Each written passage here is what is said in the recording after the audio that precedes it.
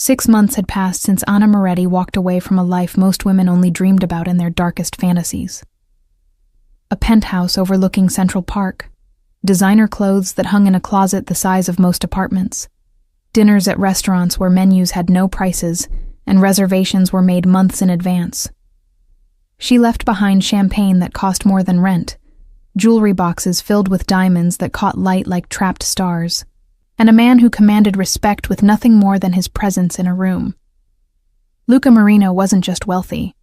He was power incarnated, the kind of man whose name made people lower their voices and avert their eyes. In the Italian neighborhood of Lower Manhattan, he was royalty, feared and revered in equal measure. But Anna had learned something crucial during those years at his side. All the luxury in the world couldn't compensate for the absence of emotional honesty. She had grown tired of loving someone who viewed vulnerability as weakness, who confused protection with possession, who believed that providing materially somehow exempted him from connecting emotionally. Luca was magnificent in his strength, devastating in his authority, and absolutely terrified of anything that resembled genuine intimacy. He could orchestrate million-dollar deals with the ease of breathing, could silence a room with a single glance, could inspire loyalty that bordered on religious devotion. But he couldn't tell the woman he loved that he needed her. Not in words that mattered, not in ways that healed. So Anna left. Not dramatically. Not with screaming matches or thrown objects or ultimatums designed to make him chase her. She simply packed her belongings one Tuesday afternoon while he was handling business, left a note that said only, "I deserve more than this," and moved into a modest studio apartment in Brooklyn that cost a fraction of what Luca spent monthly on cigars. Her friends thought she was insane. Her mother cried for weeks, mourning the loss of security and status. But Anna felt something she hadn't experienced in years. She felt like herself again, unadorned and unguarded, living a life that was smaller in scope but infinitely larger in authenticity. The months that followed were harder than she'd anticipated. There were nights when she missed the weight of his arm around her waist, the intoxicating scent of his cologne mixed with expensive whiskey, the way he'd pull her close in sleep, as if even unconsciously he feared losing her. She missed the security of knowing that no harm would ever reach her while she stood under his protection. She missed the pride in his eyes when she entered a room, the possessive hand at the small of her back, the way he'd lean down to whisper things in Italian that made her blush, regardless of how many times she'd heard them. But she didn't miss the loneliness of lying beside someone who kept his heart locked behind walls of pride and tradition. She didn't miss the frustration of loving someone who thought providing and protecting were sufficient substitutes for genuine emotional presence.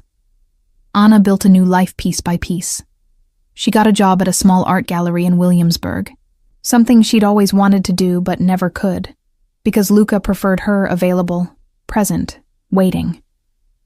She made friends who knew nothing about her past, who saw her simply as Anna, not as Luca Marino's woman, not as arm candy for a powerful man, just as herself. She took long walks through Brooklyn neighborhoods, ate cheap Thai food at 2 a.m, went to poetry readings in basement bars, danced in crowded clubs where nobody knew her name. It was liberating and terrifying in equal measure. This life without safety nets, without security details shadowing her movements, without the weight of being associated with someone whose reputation preceded him into every space. But then her body started betraying her in small, insidious ways. Exhaustion that sleep couldn't cure, headaches that arrived without warning and lingered for days, a persistent pain in her abdomen that she ignored until she couldn't anymore. She told herself it was stress, the natural consequence of rebuilding a life from scratch, of working full-time and paying bills and managing everything alone. She convinced herself that it would pass, that she just needed to eat better, sleep more, take vitamins, practice self-care. But the symptoms intensified rather than diminished, until finally a coworker found her doubled over in the gallery bathroom, pale and trembling, and insisted on calling an ambulance despite Anna's protests. The emergency room was a special kind of hell, fluorescent lights that made everyone look half dead. the smell of disinfectant failing to mask something darker underneath, the constant beeping of machines monitoring lives hanging in balance.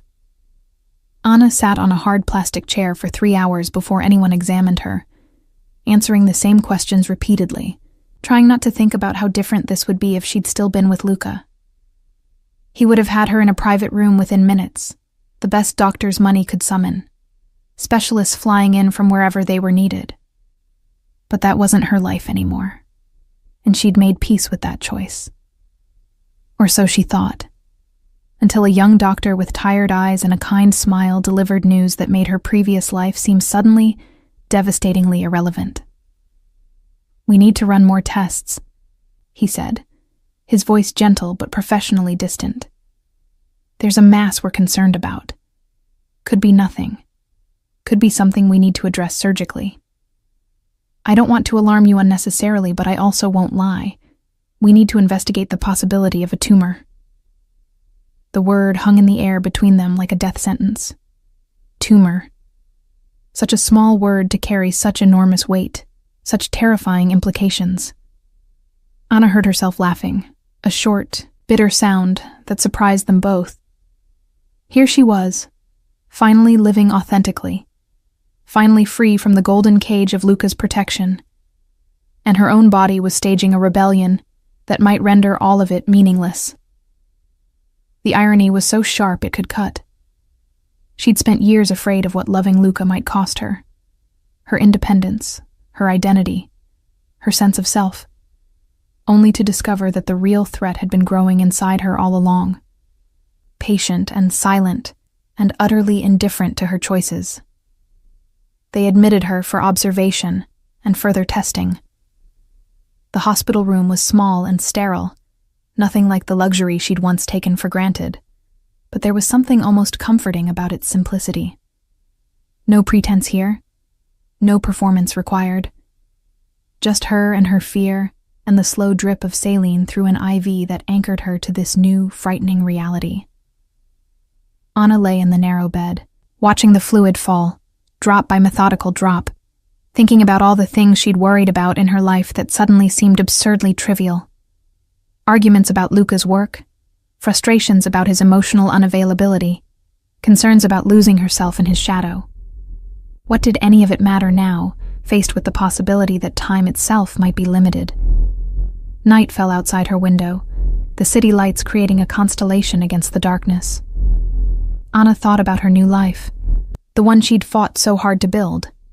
The gallery job she loved, the friendships she'd cultivated, the independence she'd reclaimed. Would she get to keep any of it? Or was this the universe's cruel joke, giving her freedom only to potentially take away everything that made freedom worth having? She thought about her mother, who would say this was karma for leaving a good man. She thought about her friends, who would rally around her with support and sympathy, but couldn't change the diagnosis. She thought about Luca, and that's when something inside her cracked. She'd promised herself she wouldn't reach out to him. Pride demanded it. Self-respect insisted upon it. She'd left him. Going back now, even in crisis, would undermine everything that departure had meant.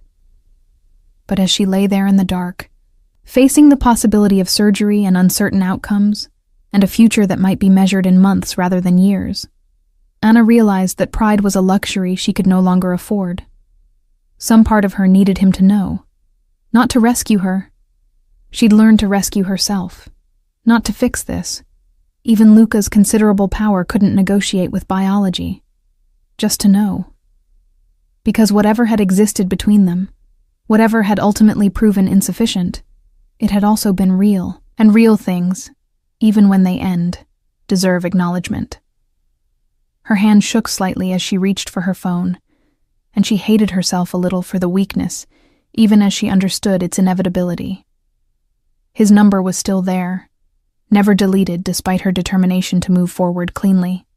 Her thumb hovered over his name for a long moment, and she could almost hear his voice in her head. That particular mix of authority and affection he'd used only with her, when they were alone and he allowed himself to be something other than invincible. She pressed call before she could second-guess herself, and the phone rang once, twice, 3 times. Anna almost hung up, suddenly convinced this was a mistake, that reopening this door would undo all the healing she'd managed. But then, his voice came through the line, rough with concern even in that single word. Anna. Not a question, not a greeting. Just her name, spoken like a prayer and a curse combined. She closed her eyes, and for a moment she couldn't speak, couldn't find words adequate to this moment, this reversal, this unwilling surrender. The silence stretched between them, heavy with 6 months of absence, and all the things they'd never properly said to each other. Finally, she managed to force words past the tightness in her throat, keeping her voice steady through sheer force of will, because she wouldn't let him hear her break. Not yet. Not over the phone. I'm at Brooklyn Methodist, she said quietly. In the hospital. They're running tests for something that might require surgery. I don't need you to do anything, Luca. She paused, searching for honesty. I thought you should know. The line went silent for 3 heartbeats, and Anna could picture him exactly, standing wherever he was, his body going absolutely still, the way it did when processing information that mattered, his mind already working through implications and responses, calculating angles and solutions. Then, in a voice that somehow managed to be both controlled and breaking simultaneously, he asked, What room number? Luca, you don't have to. What? Room? Number? She told him, and the line went dead. Anna stared at her phone, feeling something complicated twist in her chest. She'd expected questions, maybe criticism about why she'd waited so long to call, perhaps even cool politeness that would keep appropriate distance between their separate lives. She hadn't expected the immediate shift to action, the dropping of everything else, the single-minded focus that characterized Luca when something he valued was threatened. For a moment, she let herself feel what she'd been suppressing, relief that she wasn't completely alone in this, that someone who'd once known her more intimately than anyone else was on his way. Then guilt followed immediately, because she'd left him precisely to avoid this kind of dependence, this gravitational pull toward letting him manage everything. Anna tried to prepare herself for his arrival, but she looked terrible and knew it. Hospital gown that stripped away any dignity, hair unwashed and tangled, face pale without makeup, dark circles under her eyes that spoke to weeks of not sleeping properly. Part of her wanted to care, wanted to somehow make herself presentable before he saw her like this, diminished and vulnerable in ways he'd never witnessed. But mostly she just felt tired. Tired of pretending strength she didn't feel. Tired of holding everything together alone. Tired of being brave. Let him see her like this, stripped of pretense and polish. Maybe it would finally make him understand why she'd left. Because she'd needed to be real, messy, imperfect, and he'd only ever wanted the carefully curated version. 18 minutes later, the door to her room opened. Luca Marino entered the way he entered every space, with absolute confidence, as if the room had been waiting specifically for his arrival. He wore a charcoal Tom Ford suit that probably cost more than Anna's monthly rent, the jacket fitting his broad shoulders with the precision that only bespoke tailoring achieved. His dark hair was styled in that perfect slicked-back way that had always made her fingers itch to mess it up, and his white dress shirt was open at the collar, revealing the edge of an intricate design inked into his throat, artistic lines that continued down beneath the fabric, mapping stories across his skin that she'd once traced with her fingertips. A Patek Philippe watch caught the fluorescent light at his wrist, and his hands, those hands that could be so gentle despite their capacity for violence, were clenched at his sides. But it was his eyes that caught her. Dark brown, nearly black in certain lights, usually so controlled and unreadable that even his closest associates couldn't predict his thoughts. Now they were wide with something that looked terrifyingly close to fear, scanning her face and the medical equipment surrounding her with an intensity that made her heart clench. He stood frozen in the doorway. This man who commanded rooms with his presence, who made grown men nervous with a glance, who never seemed uncertain about anything. He looked completely out of place in this sterile hospital environment, like a lion suddenly transported into a birdcage, magnificent and powerful, and somehow trapped by circumstances he couldn't dominate through sheer force of will. "Cristo," he breathed. And that single word, Italian slipping through despite his generally flawless English, told her more about his state of mind than any lengthy declaration could have. He moved toward her then, crossing the small room in 3 strides, and Anna noticed what she'd never seen before. His hands were shaking. Slightly, almost imperceptibly, but definitely trembling. Luca Marino, who'd faced down rival families and federal investigations without flinching, who negotiated million-dollar deals with hands steady as stone, whose reputation was built partially on his absolute physical control. His hands were shaking as he approached her hospital bed. "Don't," she said softly, stopping him before he could reach for her. "Don't do that thing where you try to fix everything. I didn't call you so you could solve this, Luca." "Then why did you call?" His voice was rougher than usual, scraped raw with emotions he was clearly struggling to contain. Anna smiled, and she knew it probably looked sad, maybe a little bitter. "Because despite everything, despite the fact that we weren't good together, despite all the reasons I left, you're still the person I thought about when I got scared. Isn't that fucked up?" He flinched slightly at the language, which would have been amusing under other circumstances. For all his involvement in morally ambiguous business, Luca had always been oddly traditional about certain things.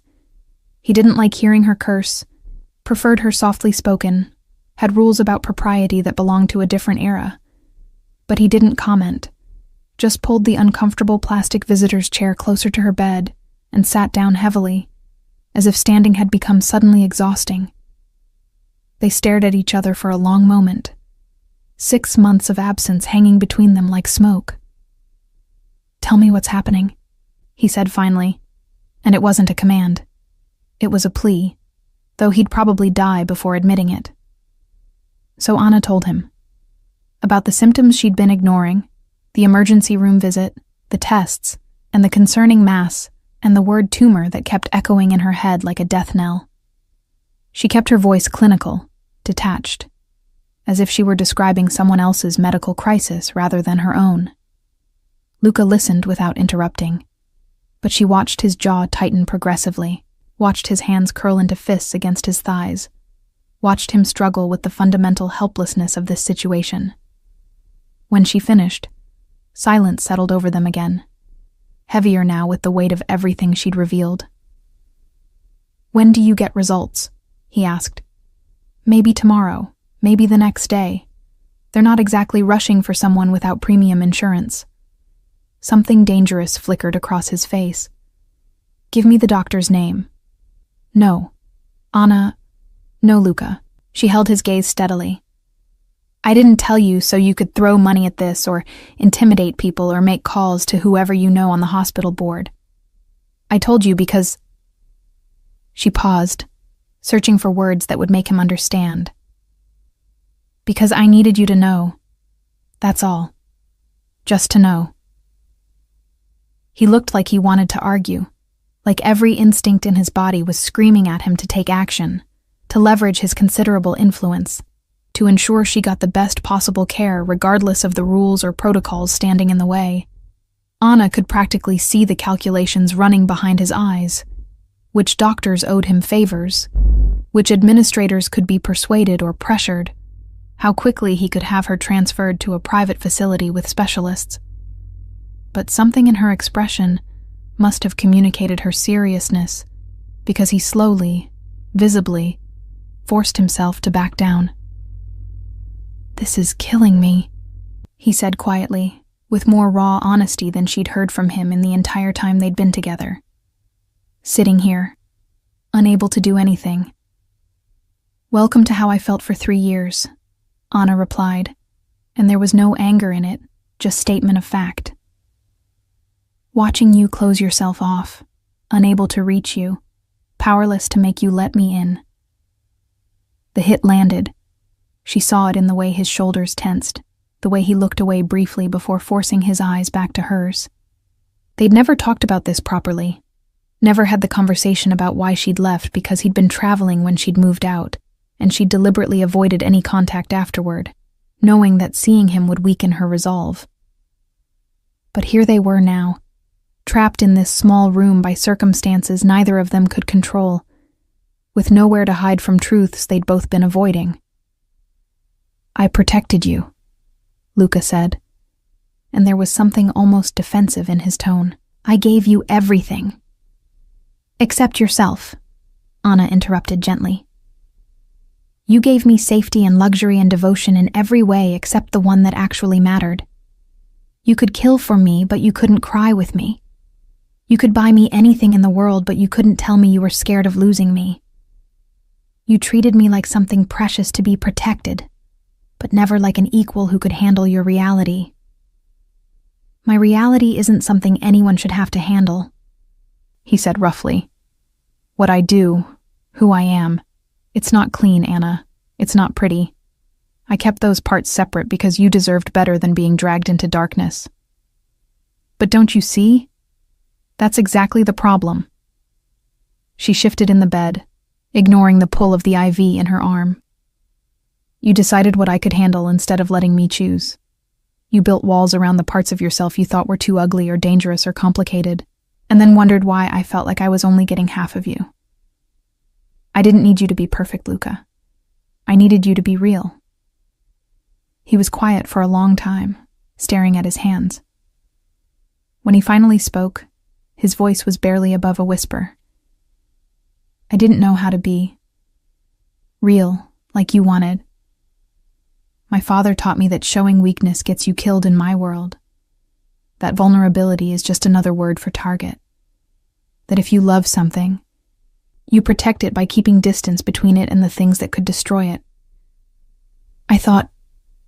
He stopped, jaw working as he struggled with words that clearly didn't come easily. "I thought if you saw everything, all of me, you'd leave. So instead I left because you wouldn't let me see," Anna said softly. "The irony is kind of devastating, isn't it?" Something that might have been a laugh escaped him, though it sounded more like pain.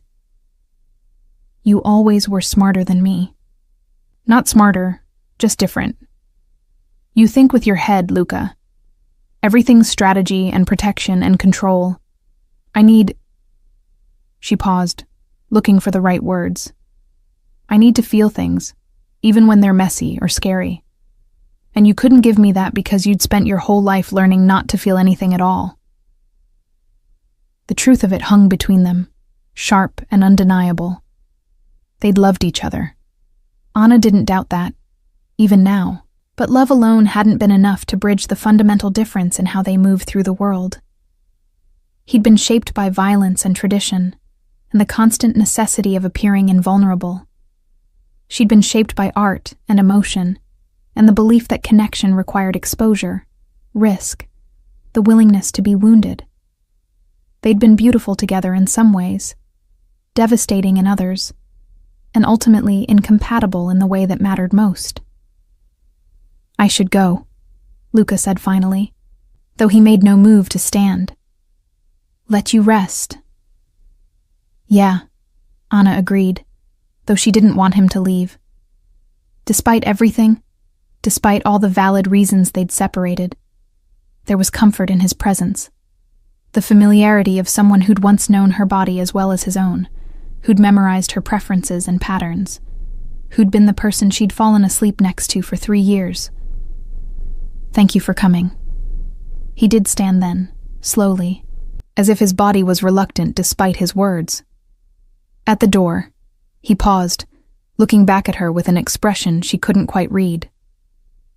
"Anna." "Yeah?" "I'm going to be here tomorrow, when you get the results. You don't have to see me if you don't want to, but I'll be in the waiting room, just in case you need anything." Before she could respond, he was gone, the door closing softly behind him. leaving her alone with the persistent beep of monitors and the smell of antiseptic and a confused tangle of emotions she was too exhausted to unravel. Anna closed her eyes, feeling tears finally leak from the corners even as she smiled slightly. Funny how pain still gets your attention, she thought. Funny how crisis strips away all the careful distance you've built. Funny how the person you left is still the person you call when everything falls apart. Anna didn't sleep that night. Every time she closed her eyes, her mind spun through worst-case scenarios with the relentless creativity of anxiety. Cancer, surgery, chemotherapy, radiation, death. The words cycled through her consciousness like a mantra from hell, each one carrying implications that branched into 1,000 smaller fears. Who would take care of her if she needed treatment? How would she afford it? Would she lose her job? Her apartment? Would she end up back in her mother's house, sick and dependent, proving right everyone who'd said leaving Luca was the stupidest decision she'd ever made? The darkness of the hospital room seemed to press in on her, making everything feel more ominous, more final. She watched the sky gradually lighten through her window, watched the city wake up and move into another day that might or might not contain her future. Nurses came and went with practiced efficiency, checking vitals and adjusting things and offering sympathy that was genuine, but worn thin by repetition. How many people had they delivered bad news to? How many lives had they watched change irrevocably in rooms just like this one? Anna wondered if you ever got used to it, if there was a point where suffering became just another task to manage, rather than a tragedy to witness. She hoped not. She hoped somewhere in the machinery of modern medicine there was still space for seeing patients as people, rather than problems to solve. Morning brought the young doctor from the emergency room, now accompanied by an older woman with silver hair and sharp blue eyes, who introduced herself as Dr. Rodriguez, Chief of Oncology. The title made Anna's stomach drop, even though she tried to maintain composure. They pulled up chairs, their faces professionally neutral in that way that could mean anything or nothing, and Anna found herself holding her breath, waiting for her life to either continue or fundamentally change direction. Dr. Rodriguez spoke first, her voice kind but direct. The tests show a mass approximately 4 centimeters in diameter on your left ovary. It's concerning in size and appearance, which is why we moved quickly to get you these results. However, and here she paused, and Anna's heart stopped entirely. The biopsy results came back negative for malignancy. What you have is a large benign teratoma, which sounds terrifying but is actually quite manageable. We'll need to remove it surgically to prevent complications, but this is not cancer, Ms. Moretti. You're going to be fine. The words hit Anna with physical force. Not cancer. Benign. Fine. She felt tears spill over before she could stop them, a sob escaping that was equal parts relief and release of all the fear she'd been holding compressed in her chest. The doctors waited patiently while she cried, offering tissues and gentle reassurances, explaining details about the surgery and recovery that Anna barely processed through the roar of gratitude in her ears. She was going to be fine. She wasn't dying. The future she'd been so afraid of losing was still hers to build. When they finally left, promising to schedule surgery within the week, Anna sat in the sudden silence of her room and felt almost dizzy with relief. She wanted to call someone, share the news, hear another voice celebrating this reprieve with her. But it was early, and her friends would be at work, and her mother would make it about how she should reconcile with Luca now that the crisis was over. Her hand hovered over her phone, and she realized with a start that there was someone else who needed to know, someone who'd promised to be in the waiting room, someone who'd looked at her last night with more genuine fear than she'd ever seen in his eyes. Anna found herself standing before she consciously decided to move, padding across the cold hospital floor in her thin gown and hospital slippers, pulling her IV pole behind her like some sort of mechanical companion. The waiting room was down one floor, a depressing space with uncomfortable chairs and fluorescent lighting and magazines from 3 years ago. She spotted him immediately, even though the room was fairly crowded. Luca Marino stood out anywhere, but especially here among the worried families and exhausted visitors. He was standing by the windows, still in the same suit from last night, though it was now rumpled in ways that suggested he hadn't gone home, staring out at the morning traffic with his phone pressed to his ear. He must have sensed her presence because he turned mid-sentence, his eyes finding her across the room with unerring accuracy. Whatever he'd been saying died on his lips. He ended the call without pleasantries, pocketing his phone as he crossed toward her with long strides, his expression cycling rapidly through concern and confusion before landing on something that looked like desperate hope. They met in the middle of the waiting room, and Anna realized distantly that people were staring. This was quite the scene, the beautiful man in the expensive suit and the crying woman in a hospital gown. But she couldn't bring herself to care. "It's benign," she said, and her voice broke on the words. "Not cancer. Just something they need to remove surgically. But I'm going to be fine." For a moment, Luca just stared at her, as if he couldn't quite process the information. Then something in him seemed to crack open. All that careful control he maintained so religiously simply breaking apart. He closed the remaining distance between them and pulled her into his arms, holding her so tightly she could barely breathe, his face buried in her hair. Anna felt his whole body shaking and realized with shock that he was crying, silently, with the same iron discipline he applied to everything else, but definitely crying. She wrapped her arms around him, and they stood there in the middle of the hospital waiting room, holding each other like survivors of a shipwreck finally reaching shore. "Cristo," he breathed against her hair, lapsing into Italian the way he did when emotions overwhelmed English. "Cristo, Anna, I thought, when I saw you standing there—" "I know," she whispered. "I know." They stood like that for a long time, long enough that Anna's legs started trembling from exhaustion, and Luca must have felt it because he gently guided her to a chair, sitting beside her, but keeping one arm around her shoulders, as if he couldn't quite bear to stop touching her. People continued to stare, but Anna didn't care anymore, and Luca had never cared what anyone thought about anything. They sat in silence, her head on his shoulder, his thumb tracing absent patterns on her arm, both of them breathing through the adrenaline crash that follows genuine fear. "You stayed all night," Anna said eventually, stating the obvious just to hear him confirm it. "Where else would I be?" Luca's voice was rough, scraped raw by emotions he usually kept buried so deep they never saw daylight. "You think I could go home? Go to work? Pretend this wasn't happening?" "You haven't slept. Neither have you." He turned his head to look at her properly, and up close she could see the exhaustion in his face, the redness in his eyes that spoke to more than just lost sleep. "Anna, when you called yesterday, when I heard your voice saying you were in the hospital—" "Don't," she interrupted gently. "Don't do the what-if spiral. I'm fine. We're fine." "Are we?" he asked quietly, and there was something raw in the question, something that suggested they were suddenly talking about more than just her health scare. "Because 6 months ago you walked away, and you were right to do it. I am. Everything you said. Closed off. Controlling. Too fucking afraid of showing weakness to actually be present with you. And I don't know if that's something I can change, Anna. I don't know if I know how." She was quiet for a moment, thinking about her answer carefully, because this conversation mattered in ways that went beyond easy reassurances. "I don't know either," she admitted. "Yesterday, when I called you, I told myself it was just about needing you to know, about acknowledging what we'd had even though it was over.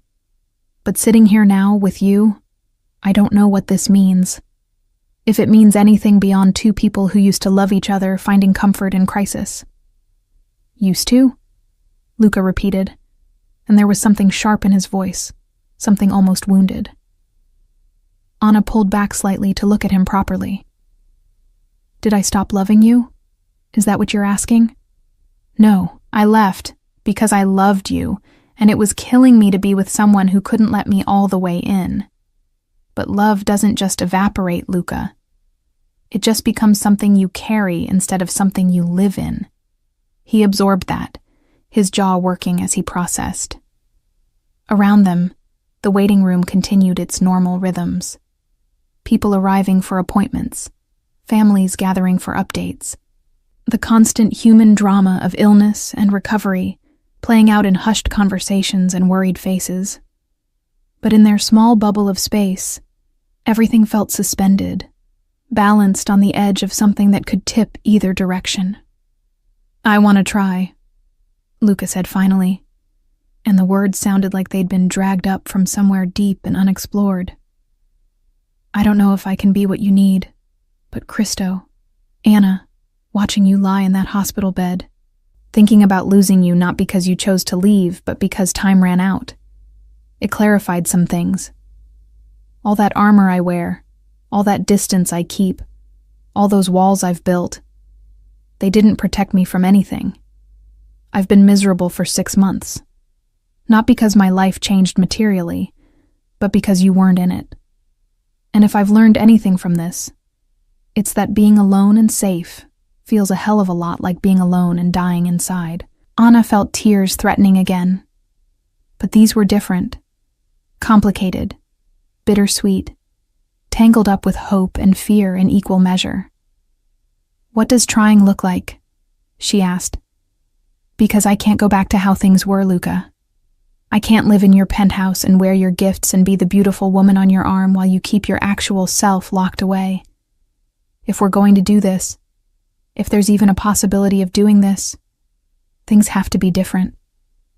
"I know," he said, and the acceptance in his voice suggested he'd been thinking about this for longer than just the past 24 hours. "I know it can't be like before. I'm not asking you to come back to that life. I'm asking—" He paused, seeming to struggle with vulnerability even now. "I'm asking if we could start over. Differently. Without all the performance and pretense. Without me trying to protect you from reality by keeping you separate from it. Without the luxury as compensation for emotional absence. Just us, whatever that looks like." "That's terrifying," Anna said honestly. "Yeah," Luca agreed. "It really is." They sat in silence again, but it felt different now, charged with possibility rather than weighed down by past failures. Anna thought about what he was offering, what she'd been asking for during their entire relationship. Not perfection, not transformation into someone he wasn't, just willingness. Willingness to try, to be uncomfortable, to let her see the messy, complicated reality he spent so much energy concealing. It wasn't a guarantee of success, but it was something they'd never had before. Acknowledgement that change was necessary, that both of them needed to approach things differently. "I have surgery in a few days," Anna said finally, "and recovery after that. I'll need help, probably, which is humiliating because I've spent 6 months proving I could manage alone." "Let me help," Luca said immediately. "Not because you can't handle it yourself, but because I want to. Because maybe that's where we start, with me being present for the unglamorous parts. The hospital visits and recovery and reality that isn't Instagram-worthy. The stuff I used to keep you separate from because I thought protection and provision were enough. No more penthouse," Anna said firmly. "No more designer everything and 5-star restaurants and pretending we live in some fairy tale. If we do this, we do it in the real world." "My apartment has a kitchen I don't know how to use," Luca offered, and there was something almost vulnerable in the admission. This man who commanded empires confessing he couldn't cook for himself. "You could teach me. We could figure it out together." Despite everything, Anna laughed. The image of Luca Marino attempting to navigate a kitchen was almost absurd enough to lighten the weight of this conversation. "You're serious about this," she said, statement rather than question. "I've never been more serious about anything," he replied. "I know I don't deserve another chance. I know you had every right to leave and every reason to never look back. but watching you in that hospital room yesterday, thinking about all the things I never said. Anna, I don't want to be the man who realizes too late what he had. I want to be someone worthy of you choosing to stay. And if that means learning to be vulnerable and honest and present in ways that scare the hell out of me, then that's what I'll do. She wanted to believe him. God, how she wanted to believe him. But trust, once broken, wasn't easily repaired with words alone, no matter how sincere they sounded. Actions would have to follow, consistency over time, proof that this wasn't just fear talking, wasn't just the crisis making him think he wanted something he'd ultimately resent having to provide. Still, looking at him now, rumpled and exhausted and more openly emotional than she'd ever seen him, Anna felt something shift. Not certainty, not confidence, but possibility.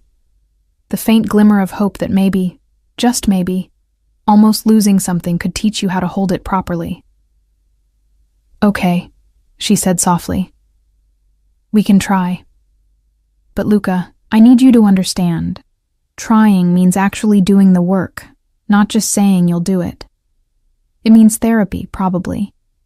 Couples counseling at minimum. It means you learning to communicate instead of just deciding things unilaterally. It means me being honest when you're slipping back into old patterns, and you not getting defensive when I call it out. It means both of us being willing to fail sometimes because we're learning something new. I can do that, he said, and then corrected himself. I'll learn to do that, with you. They sat together until a nurse came looking for Anna, reminding her that she needed to return to her room for more monitoring. Luca walked with her, steadying her when she wobbled slightly from exhaustion, his hand warm and solid at her elbow. At the door to her room, they paused, and Anna looked up at him. This complicated man who'd captured her heart years ago and never quite released it, even when she'd walked away. When you come back, she said, come as yourself. Not the version of you that you think I want to see. Not the polished, controlled, unshakable boss everyone else gets. Just Luca, the real person underneath all that armor. He nodded slowly, and she saw both fear and determination in his expression. That's going to be messy, he warned. Good, Anna replied with a small smile. I've always preferred real to perfect anyway. The surgery was scheduled for Thursday morning, 3 days away. Anna used the time to organize what she could of her life, calling the gallery to explain she'd need medical leave, paying bills in advance, making sure her studio apartment was clean in case someone needed to water her plants or check on things.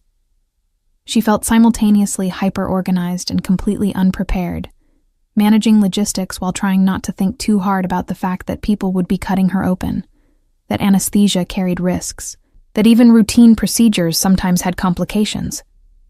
She'd Googled the surgery against her better judgment and then immediately regretted it, spiraling into medical horror stories until she forced herself to close the laptop and focus on literally anything else. Luca called every evening at 8 o'clock, which she realized was probably when he allowed himself to stop working. The conversations were awkward at first, neither of them quite sure how to navigate this new territory they'd agreed to explore. They'd never had trouble talking during their relationship, but that had been different. Then, Anna had done most of the talking while Luca listened and occasionally shared surface-level details about his day. Now, tentatively, he was trying something different. He told her about a meeting that had gone poorly, admitted he'd lost his temper at someone who'd been disrespectful, confessed he'd spent 20 minutes afterward feeling guilty about it because he was trying to be less reactive. Small things, maybe, but for Luca, they represented seismic shifts in willingness to be seen as imperfect. Tell me something you're afraid of, Anna said on Tuesday night, testing the waters of this new honesty. He was quiet for a long moment. Losing control, he finally admitted. Not in the business sense. I'm not afraid of deals falling through or competitors making moves. I mean losing control of myself. Feeling things so intensely that I can't think strategically. That's what scared me about us. about how much I loved you. It made me feel vulnerable in ways I'd spent my whole life learning to avoid. That's not weakness, Luca, Anna said softly. That's just being human. In my world, being human gets you killed. Maybe, she allowed. But closing yourself off from everything also kills you, just more slowly. You become this hollow thing, powerful and successful, and completely alone inside your own head. Is that really better? He didn't answer directly, but she heard him breathing on the other end of the line, considering. What are you afraid of? He asked, turning the question back on her. Anna thought about lying, offering some surface-level fear that wouldn't expose too much. But that wasn't the point of this, was it? If she wanted him to be vulnerable, she had to model it too. I'm afraid that 6 months from now, we'll be right back where we started, she said honestly. That this willingness to change is just temporary, driven by crisis, and once things stabilize, you'll default back to walls and control and emotional distance. I'm afraid that I'll have opened myself up again just to get hurt in exactly the same way. That's fair, Luca said quietly. I'm afraid of that too. Not because I don't want to change, but because I've been doing things one way for 35 years. Those patterns are deep, Anna. What if I can't break them? Then we won't work, Anna replied, and the bluntness of it hung between them. But at least we'll have tried for real this time, instead of just hoping the problem would resolve itself without either of us having to do the hard work. Wednesday night, Luca showed up at the hospital unannounced. Anna was watching terrible reality television, trying to distract herself from pre-surgery anxiety, when he appeared in her doorway holding 2 coffee cups and a bag that smelled like expensive takeout. He looked different, still well-dressed because that was apparently genetically encoded, but the suit was gone, replaced by dark jeans and a black Henley that revealed more of the artistic designs inked across his collarbone and throat. His hair was slightly less perfect than usual, as if he'd been running his hands through it, and there was something in his expression that looked almost nervous. Thought you might want company, he said, and it came out like a question, like he wasn't sure of his welcome despite their phone conversations. Yeah, Anna said, feeling something warm unfurl in her chest. Yeah, I'd like that.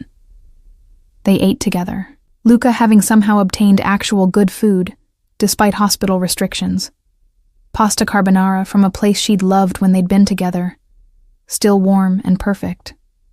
He told her about his day in more detail than usual, about a negotiation that had gotten tense, about his nephew's birthday party that he'd attended for the first time in years, about a conversation with his mother where she'd asked about Anna, and he'd had to explain they were figuring things out. What did she say? Anna asked, genuinely curious. She'd met Luca's mother only a handful of times. The woman was formidable, traditional, and had clear opinions about appropriate behavior for women involved with men in the family business. She said if I was stupid enough to let you leave once, I better not be stupid enough to do it again. Luca replied with a slight smile. Then she invited you to Sunday dinner whenever you're ready, which in her language basically means she approves.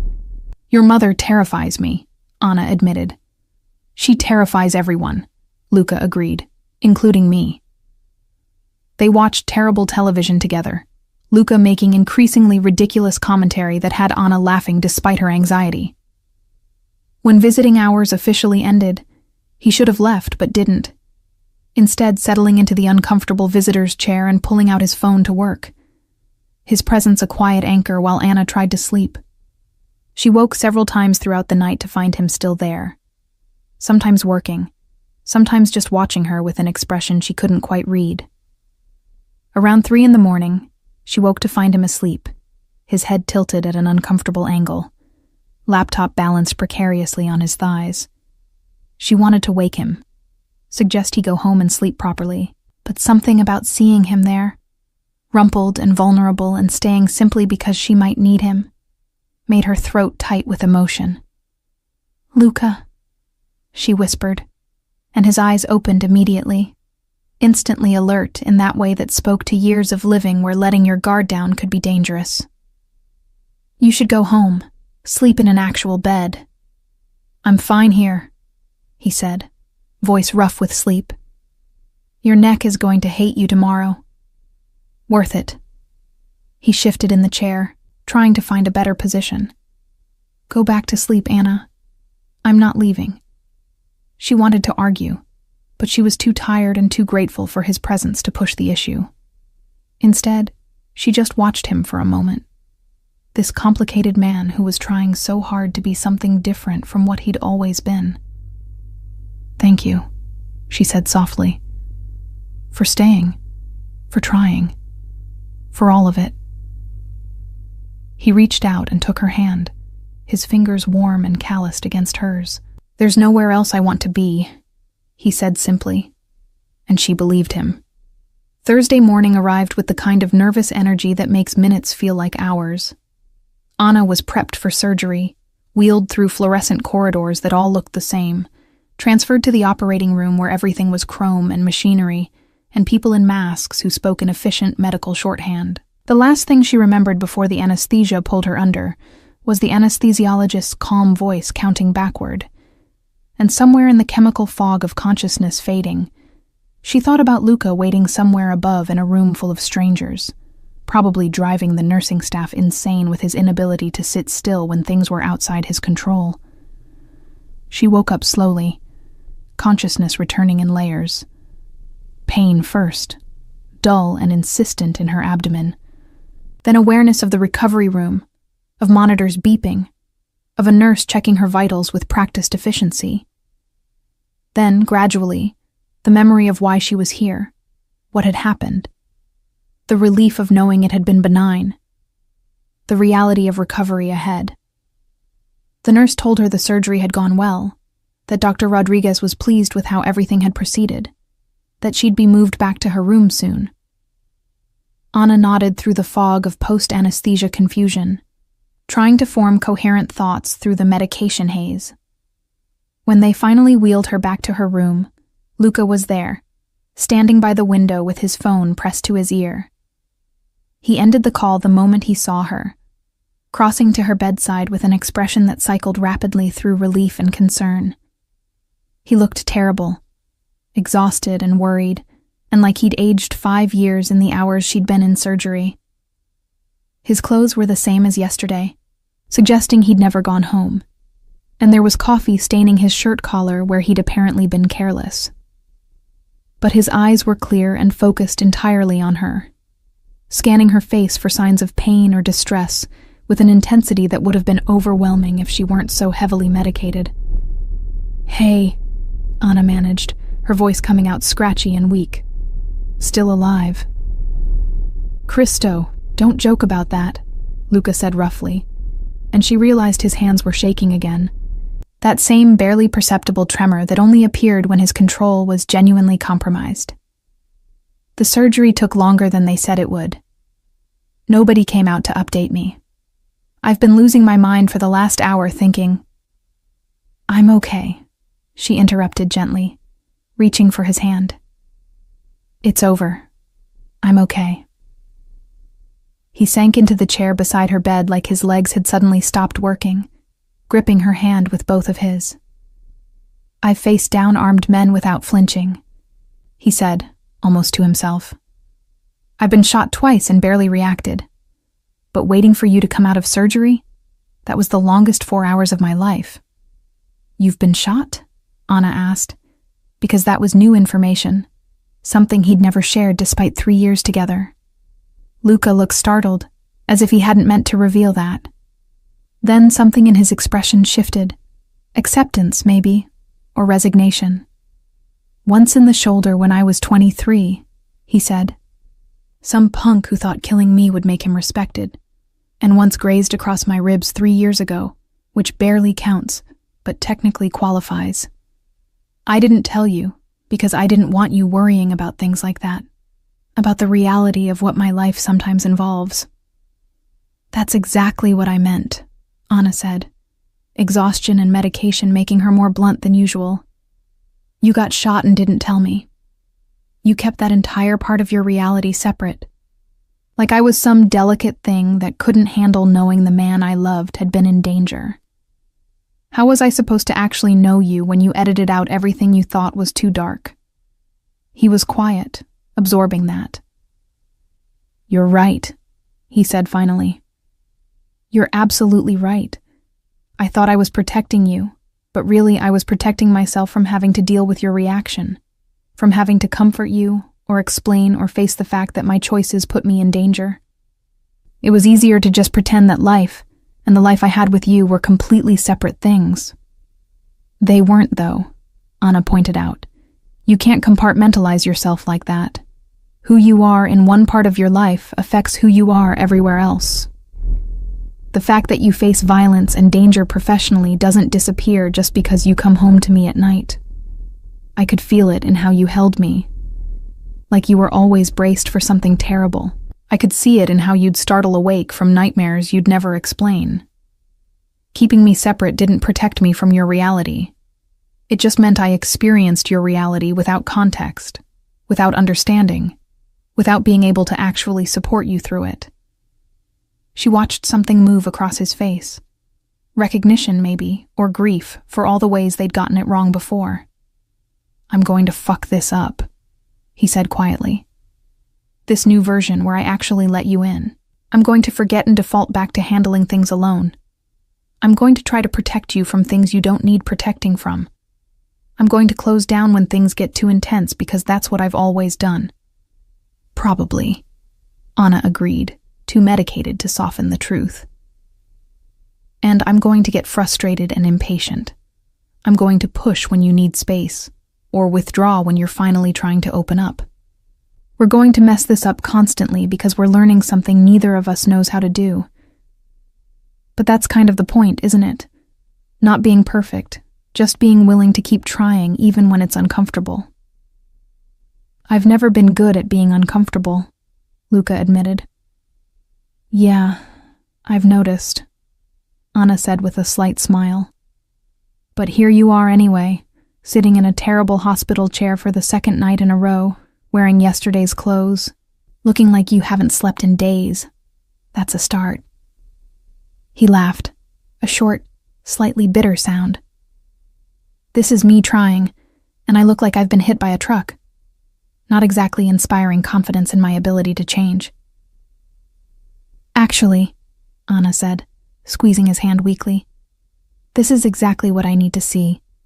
Not you having it all together, not you smooth and controlled and managing everything perfectly. Just you, messy and worried and staying even when it's uncomfortable. That's the Luca I want to know." Recovery was harder than Anna had anticipated. The first few days were a blur of pain medication and nausea, of sleeping in short fragments interrupted by nurses checking vitals, of trying to find any position that didn't pull at her incisions. She'd expected to handle it stoically, to be independent and strong and prove she didn't need anyone. Instead, she found herself crying at random moments, frustrated by how weak her body felt, angry at needing help with basic things like showering or walking to the bathroom. It was humiliating and exhausting, and nothing like the smooth recovery she'd imagined. Luca was there for all of it, not hovering, not trying to manage everything, just present in ways she'd never experienced from him before. He helped her to the bathroom without making it weird, held her hair when nausea hit, sat quietly when she needed silence, and talked when she needed distraction. He brought her books from home, downloaded movies onto his tablet, smuggled in better food than the hospital offered. But more than any of that, he stayed even when things weren't pretty. He saw her at her worst, drugged and weak, and sometimes short-tempered from pain, and didn't flinch from it, didn't try to fix it, just accepted it as part of the reality of being human. On her third day post-surgery, Anna woke from a nap to find him dozing in the chair beside her bed, his head tilted at that same uncomfortable angle, dark circles prominent under his eyes. She watched him sleep for a while. This man who'd spent their entire relationship projecting invulnerability, now vulnerable in the simple act of exhausted rest. His shirt was wrinkled, his jaw shadowed with several days of stubble. And there was something about seeing him disheveled that felt more intimate than any of the polished versions of himself he'd previously shown her. "You're staring," Luca said without opening his eyes, and Anna startled. "How did you know I was awake?" Your breathing changed. He opened his eyes, meeting her gaze with a small smile. "You breathe differently when you're sleeping. Slower, deeper. I used to lie awake listening to it, memorizing the rhythm." Anna felt something clench in her chest. "That's maybe the most romantic thing you've ever said to me." "Yeah, well, don't get used to it," he replied. But there was no edge to it, just gentle self-deprecation. "I'm still figuring out how to do this whole emotional honesty thing." "You're doing better than you think," Anna said. "The old Luca would have gone home days ago, made sure I had whatever I needed but maintained appropriate distance. This version of you looks like you've been living in a hospital for a week." "That's because I have been," he admitted. "I've been showering in the staff locker room. One of the nurses took pity on me and gave me access. Pretty sure it's against policy, but apparently I'm pathetic enough that she made an exception." Anna laughed, then winced as it pulled at her incisions. "You've been showering in a hospital locker room? You, who has a bathroom in your apartment that's bigger than my entire studio?" "Yeah. Well, priorities change," Luca said with a shrug. "Turns out marble countertops and rainfall showerheads matter a lot less than being where you need me." They were quiet for a moment, but it was comfortable silence, the kind that only exists between people who've moved past the need to fill every gap with words. Anna thought about the journey they'd been on, from their first meeting years ago at a gallery opening where he'd walked in like he owned the place, and she'd been simultaneously attracted and intimidated, through the whirlwind courtship where he'd pursued her with single-minded intensity, into the relationship that had been passionate and frustrating and ultimately insufficient, through the painful separation, and now into this strange new territory they were navigating together. It felt like they'd lived multiple lifetimes in just a few years, like they'd been a dozen different versions of themselves to each other. "What are you thinking about?" Luca asked, and she realized she'd been lost in her head for several minutes. "Us," Anna said simply. "How we got here. Whether we can actually make this work. And?" He looked genuinely anxious, like her answer mattered more than anything else. "And I don't know," she admitted. "But I want to try. That's different from before, when I wanted it to work so badly that I was willing to ignore all the ways it wasn't working. Now I'm going into this with my eyes open, knowing our history, knowing your patterns and my own. If it falls apart again, at least I'll know we gave it our best shot." "That's not exactly a ringing endorsement," Luca said dryly. "Did you want me to lie? Say I'm completely confident when I'm not?" "No," he said slowly.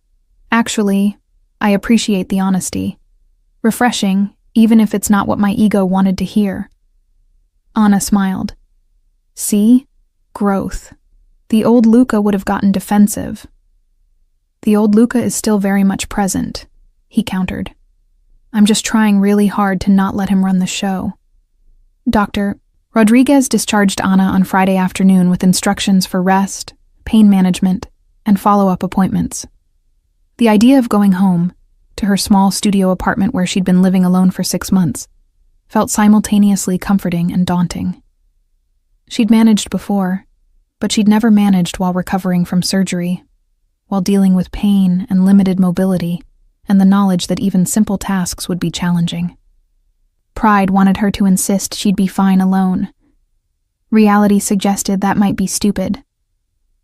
"I've arranged for a nurse to come by twice daily," Luca said, as they were processing discharge paperwork.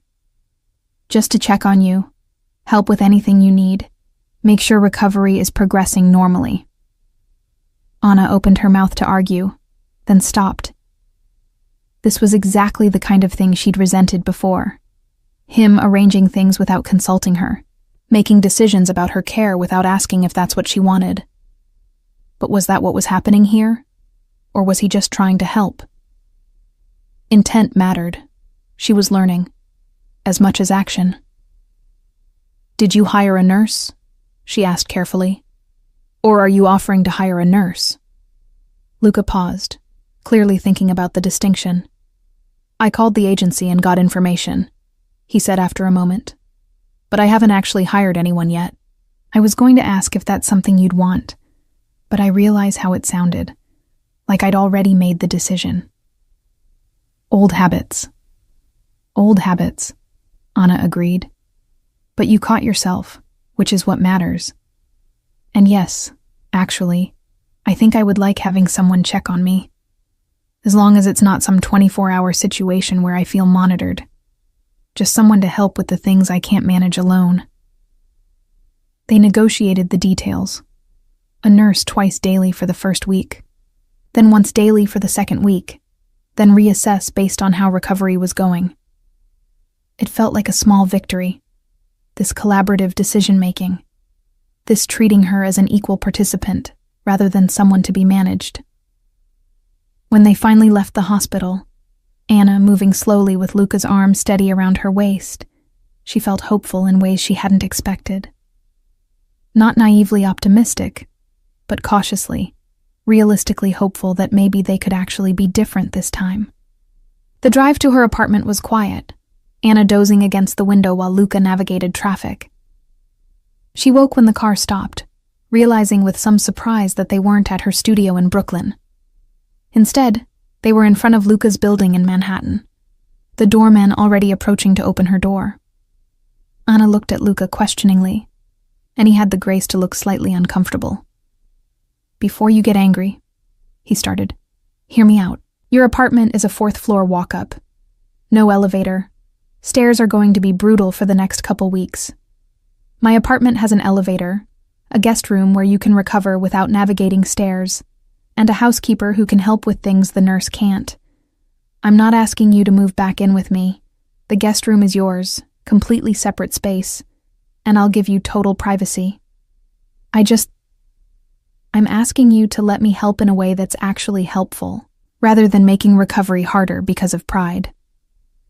Anna wanted to argue. Every independent instinct in her body wanted to insist she'd manage the stairs, that she didn't need luxury accommodations to heal, that accepting this was somehow a step backward. But her incisions hurt. She was exhausted, and the thought of climbing 4 flights of stairs multiple times a day for the next 2 weeks sounded genuinely awful. Sometimes she was learning. Accepting help wasn't weakness. It was just being practical. "Guest room," she said firmly, "with a lock on the door, and this is temporary, just until I can handle stairs again." "Absolutely," Luca agreed, and if he was relieved, he hid it well. "Guest room has its own bathroom, its own space. You won't even know I'm there unless you want to." They made it upstairs, Luca supporting most of her weight as they moved from car to elevator to apartment. The guest room was beautiful in that understated way that came from expensive interior designers: cream walls, comfortable furniture, large windows overlooking the city. It was also, Anna noticed, stocked with her favorite books from her apartment, her preferred tea in the kitchenette, photographs she'd had on her bedside table.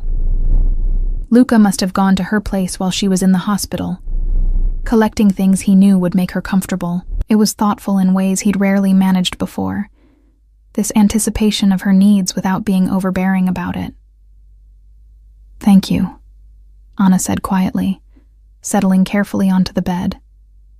This is really nice. I appreciate it." "Get some rest," Luca said, lingering in the doorway. "I have some calls to make for work, but I'll check on you in a couple hours. Text if you need anything before then." He left, closing the door gently behind him, and Anna lay back against the pillows, feeling the weight of exhaustion settle over her. She was in Luca's apartment, in his space, accepting his help, all things she'd sworn she wouldn't do when she'd left 6 months ago. But somehow it felt different this time, less like surrender and more like choice. He'd offered, she'd accepted, and there were clear boundaries around what that meant. Maybe that was the key, not avoiding all the old patterns, but approaching them consciously, with awareness and agreed-upon terms, rather than falling into them by default. The first week of recovery passed in a haze of medication and sleep, of the nurse checking her healing incisions, and Luca appearing at intervals with food or entertainment, or sometimes just quiet company. Anna spent most of her time in the guest room, reading and watching movies and occasionally venturing into the main living space when she felt strong enough. Luca kept his promise about giving her space, never entering without permission, never acting like her presence in his apartment meant anything beyond practical recuperation assistance. But he also made it clear he was available, leaving his office door open so she could hear him on calls, appearing in the kitchen when she emerged looking for tea, maintaining a presence that was supportive without being suffocating. What surprised Anna most was how domestic it all felt, not in the carefully curated way their previous life together had been. No staff arranging flowers or preparing elaborate meals, no performance of luxury. Instead, it was small, real things. Luca attempting to make pasta carbonara from memory and completely botching it, both of them laughing at the inedible result before ordering takeout. Late-night conversations when Anna couldn't sleep because of pain. Luca appearing in rumpled pajama pants to sit with her until the medication kicked in. Him working at the kitchen table rather than his office so she wouldn't feel isolated in the guest room. Her catching him singing off-key to music while making coffee, immediately stopping with embarrassed awareness when he noticed her watching. These tiny moments of unguarded reality that had been completely absent from their previous relationship. "I'm learning things about you I never knew," Anna said one night when they were watching a movie together, her curled carefully on one end of the couch, him on the other with deliberate space between them. "Like the fact that you sing in Italian when you think nobody's listening, and you're terrible at it." "I'm not terrible," Luca protested. "I'm just enthusiastic." "You're enthusiastically off-key," Anna corrected with a smile. "It's actually kind of endearing." "Endearing," he repeated, looking mock-offended. "I'm a powerful man, Anna. I have a reputation. I can't be endearing." "Too late," she said. "I've seen you struggle with carbonara and sing bad Italian pop music. The mystique is gone." He laughed, and there was something open in it, something unguarded she'd rarely seen before. "Good," he said. "I'm tired of mystique. It's exhausting, constantly maintaining this image of having everything under control." "You do have a lot under control, though," Anna pointed out. "Your business, your people, your entire operation. That's not fake." "No," Luca agreed. "But it's also not the whole picture. The parts you're seeing now, the mess and the uncertainty and the moments I don't know what I'm doing, those are real too. I just spent a lot of energy hiding them before, thinking that if you saw the human parts, you'd lose respect for the powerful parts." "That's backwards, though," Anna said gently. "The human parts make the powerful parts more impressive. Anyone can project confidence when everything's easy. Being vulnerable while also being strong, that actually takes courage." He was quiet, absorbing that. They watched the movie for a while in comfortable silence, and Anna felt something settling in her chest. Not certainty exactly, but peace. This was what she'd wanted, what she'd been asking for all along. Not perfection, not even dramatic change, just willingness to let her see all of him. Messy and complicated and sometimes struggling. It wasn't revolutionary, it was just real. And real, she was discovering, was so much better than the polished fantasy they'd performed before. By the second week, Anna was moving better, requiring less medication, starting to feel more like herself. The nurse came once daily now instead of twice, and Anna had graduated to taking short walks around the neighborhood with Luca steadying her elbow.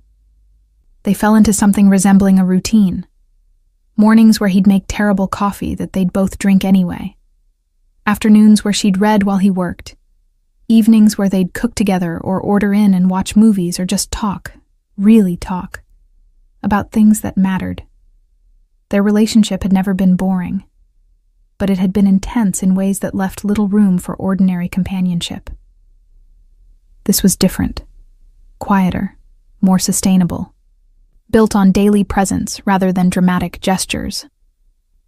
"I've been thinking about therapy," Luca said one evening while they were cooking, or more accurately, while he was attempting to follow her instructions on making chicken piccata and only moderately succeeding. "Not couples therapy yet, though that too eventually, but individual therapy for me, to work through some of the shit that makes vulnerability so difficult." Anna looked up from where she was monitoring the pasta, surprised and impressed. "That's a big step." "Yeah, well, I'm tired of being emotionally stunted," he said with a wry smile. "And I figure if I'm asking you to give this another chance, I should probably do the actual work to be someone worthy of that chance. Can't just rely on good intentions and hope I figure it out through trial and error." "I think that's really healthy," Anna said honestly. "And brave." "I know how you feel about therapy." Luca had made his opinions about therapy clear during their previous relationship, that it was self-indulgent, that real men handled their problems alone, that talking to strangers about feelings was a waste of time and money. These were opinions inherited from his father, she knew, part of the old-school mentality that treated any emotional processing as weakness. Hearing him now, voluntarily suggesting he needed professional help, spoke to how seriously he was taking this commitment to change. "I feel about therapy the way my father taught me to feel about it," Luca corrected, "which is probably a sign I need it. Lots of things my father taught me were survival skills for his generation, but might not be healthy for mine. The world's different now. Or maybe it's not. But I want to be different in it." They finished cooking together, the meal imperfect but edible, and sat at his kitchen table eating and talking about therapy options, about what he might want to work on, about Anna's own experiences with counseling after leaving him. It felt mature and thoughtful, this conversation about getting help, about acknowledging limitations and seeking tools to address them. It felt like something people who were serious about making a relationship work would do, rather than just hoping love would be sufficient to overcome all obstacles. "When do you think you'll go back to your apartment?" Luca asked, and there was something careful in how he phrased it, like he was trying to ask without pressure. Anna thought about it. She was healing well, probably could manage stairs at this point with minimal difficulty. Her lease was still active, her things waiting in Brooklyn, her independent life ready to resume. But she wasn't sure she wanted to rush back to it, wasn't sure what message that would send about where things stood between them. They'd been existing in this strange liminal space, not quite together, not quite separate, testing out what a different version of their relationship might look like. "I don't know," she said honestly. "Part of me wants my own space back, wants to prove I can still manage independently. But part of me kind of likes this, being here, with you, without all the pressure of officially being in a relationship, like we're in this trial period where we're figuring out if we work without committing to anything permanent yet." "So stay," Luca said simply. "Keep the guest room as long as you want it. There's no timeline, no expectation. Just two people who care about each other, living in proximity, seeing if proximity can coexist with honesty and respect and space." "You're really okay with that?" Anna asked. "With me being here but not being yours in the way I was before?" "I don't want to own you, Anna," Luca said, and there was something raw in his voice. "I did before, or at least I acted like I did. You were mine, my woman, my responsibility, my possession. That's how I'd been taught to think about relationships. You claim something beautiful, you protect it, you keep it. But you're not something to be kept. You're a person making choices, and I'd rather have you here, separate and independent, than not have you in my life at all because I couldn't handle you not being under my control." It was possibly the most emotionally intelligent thing he'd ever said to her. This recognition that their previous dynamic had been fundamentally flawed. That love without autonomy wasn't actually love at all. Anna felt tears threatening and blinked them back, reaching across the table to take his hand. His fingers closed around hers immediately, warm and solid and real.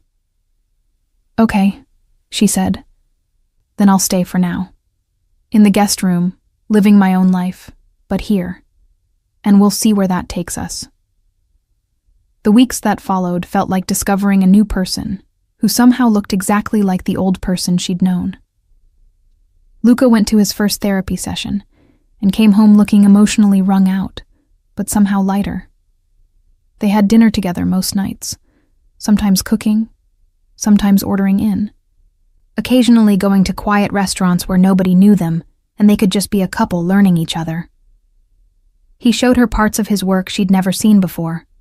Not the dangerous parts, but the business strategy, the negotiations, the complex decisions that went into running his organization. She showed him her art, the passion project she'd been developing at the gallery, dreams about eventually curating her own shows.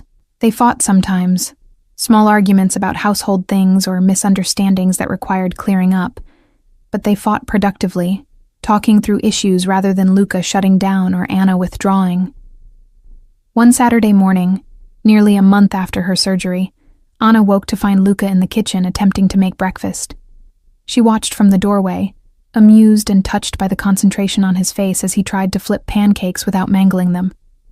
He was in sweatpants and a worn t-shirt, his hair unstyled and falling across his forehead, looking more human than she'd ever seen him.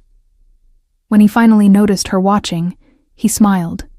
Not the controlled, measured smile he'd perfected for business, but something genuine and slightly embarrassed. "I'm destroying these," he admitted, gesturing at the slightly burnt, oddly shaped pancakes. "But I'm determined to make you a decent breakfast at least once before you decide I'm hopeless." "You're not hopeless," Anna said, moving to stand beside him. "Just inexperienced. Nobody taught you this stuff." "My mother tried," Luca said. "But my father thought cooking was women's work, and I believed him. Add that to the list of toxic shit I'm unlearning." They made breakfast together, Anna guiding him through the process, their hands occasionally bumping in the shared space of the kitchen.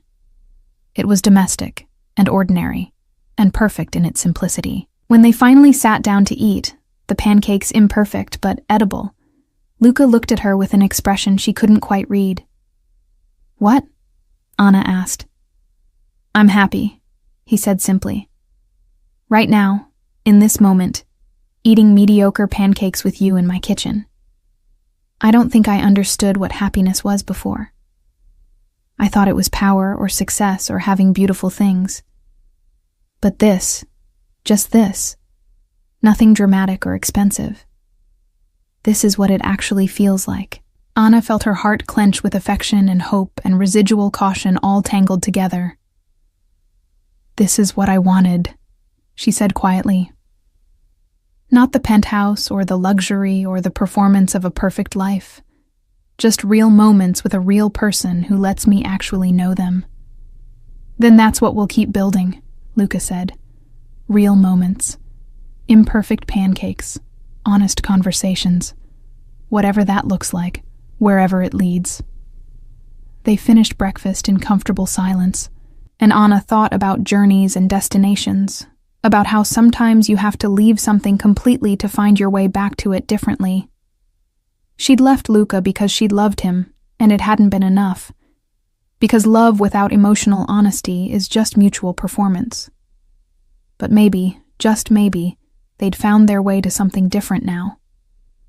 Something built on vulnerability and choice and daily presence rather than passion and control and expensive gestures. It wasn't the fairy tale she'd once imagined, but it was real.